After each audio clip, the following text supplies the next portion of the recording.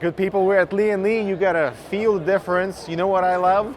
I love me some wood on cases. So this is the new A3. As you know, I've been on paternity leave, so I didn't even know this existed, this beautiful ITX enclosure, but they want to showcase this front panel that is going to be maybe a DLC, depending if people want wood at the front or not. And I mean, with this type of texture and this really beautiful walnut, very natural, very clean. I'm not sure if this is completely treated yet. Normally when you see wood on computer cases, it's a little bit smooth. This one actually has quite a bit of texture. Lian Li wants to know if this is going to be a value-add DLC, if this is something you're interested in or not. So let us know in the comments. Let's move on to the other wood that is found here as well. Okay. Iber, you excited for the wood? You're excited for the wood, right? I hope. And by the way, huge thanks to our sponsors for making this coffee texture possible. Fantex, Entech, Thermaltake, and Titra.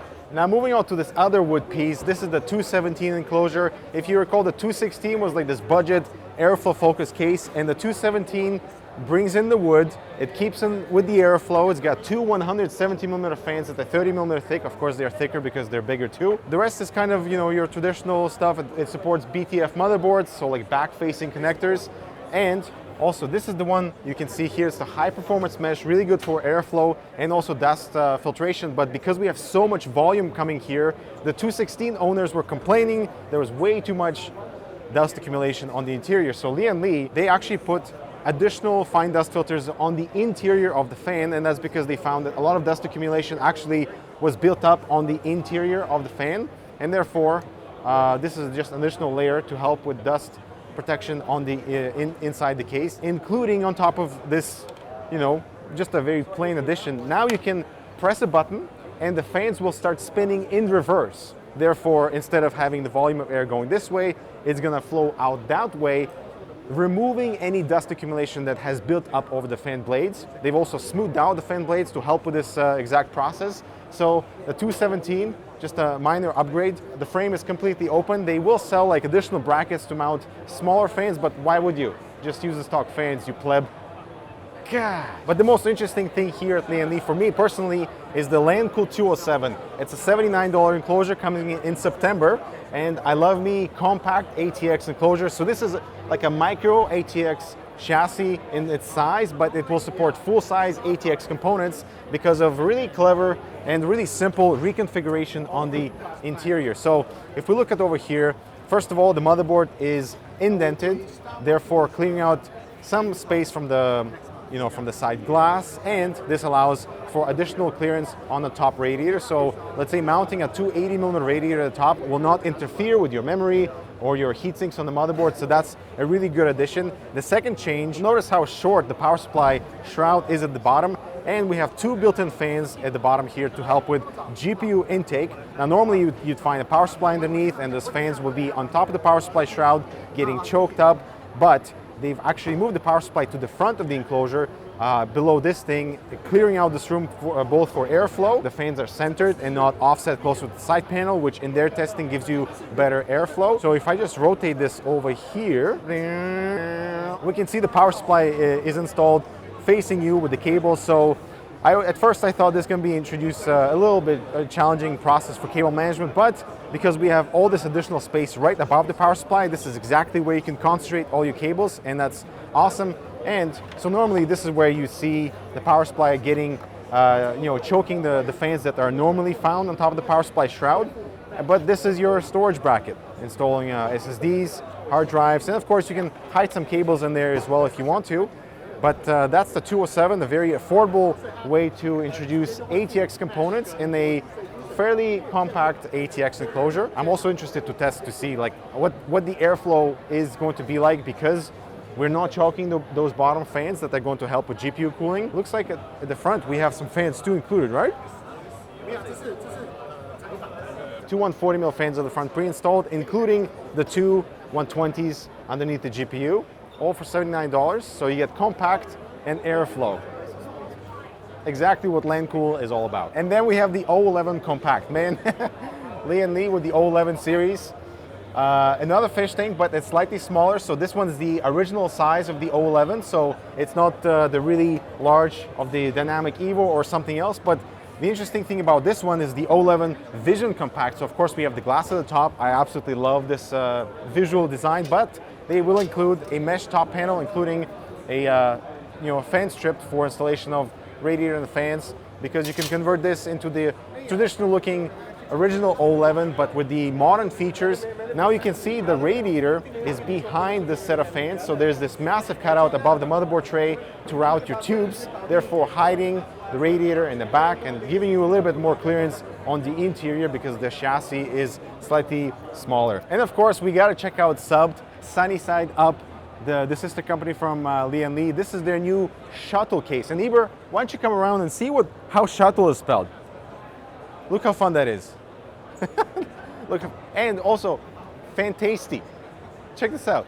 I love their names. Isn't that so fun? I mean, you gotta have fun with the naming scheme, but the Shuttle is this really interesting way to introduce fun into your life. You know, it's not a traditional fish tank look because, you know, we still have the 90-degree glass corners, but when you introduce all these different angles and panels, they're going after the space shuttle look. So everything is vertical, 360 support, 3 fans at the bottom, BTF motherboard, and I do love the paneling that kind of hugs around your hardware. And the interesting thing is that this is left facing. So for all those people who want the PC enclosure on your left side with your beautiful components, now it's possible. If you do inverse, then you're stuck with upside down text, my friend. Also, as far as I understand, there's stuff with some fans.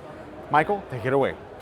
All right, so now that Dimitri is done with a little bit boring cases, I want to talk about what is interesting me here.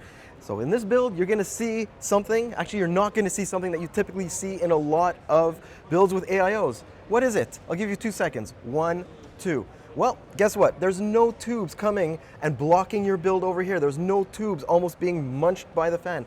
That's because Lian Li has found a way to effectively hide the tubes in an AIO build. So what they've done is they've taken a lot of cues from the server market for the tubing at least. And so let me explain this. There needs to be a channel in order to move these tubes into the center of the AIO. So those server style tubes allow you to achieve a very, very tight bend here. Now, if you're looking at this right now, you might be wondering, will this fit into my build? Because there's a lot of space taken up here next to the fans. And the answer is, as long as your build supports 140mm fans, this AIO should typically fit. Okay, the next stop is something that's actually very, very unique in the PC hardware industry right now when it comes to the communication between your motherboard or your software and the fan. So what you see here is Lian Li's Strimmer V3. So there's a new model of the Strimmer that has a couple of updates here and there to make it look a little bit better, and also the SL120 V3 fans. But the way